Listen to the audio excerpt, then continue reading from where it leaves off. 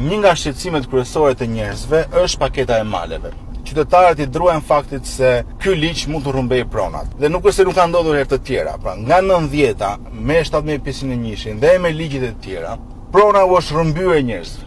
Pra, është dhënë prona me parimin që toka i takon atij që e punon. Në fakt nuk do të ishte kështu, sepse që kur u regjistruan pronat në vitet 30 me Institutin e Firences dhe Mbretërinë Shqiptare, 85% e shqiptarëve kishin pronë.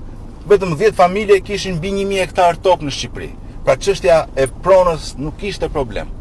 Komunizmi ndonse i konfiskoi, i ruajti tapit. Ndërkohë, në 90-ën, me 1751 dhe me ligjet e tjera, ne e shkatruam të drejtën e pronës. Por i njëjti parim vazhdon ende sot me paketën e maleve. Ne duhet të kuptojmë një gjë, që qeveria nuk mund të vendosë se kush është pronar dhe kush jo. E vendos kushtetuta ligji është një drejtë e pacënueshme dhe pa e garantuar këtë drejtë nuk mund të ketë zhvillim dhe mirëqenie të shqiptarëve. Prandaj dhe ne po e marrim shumë seriozisht çështjen e pronës, sepse përmes pronës familjet shqiptare mund të zhvillojnë ekonominë e tyre dhe ekonomia në tërësi të kalojë në një fazë tjetër, të kalojë tranzicionin.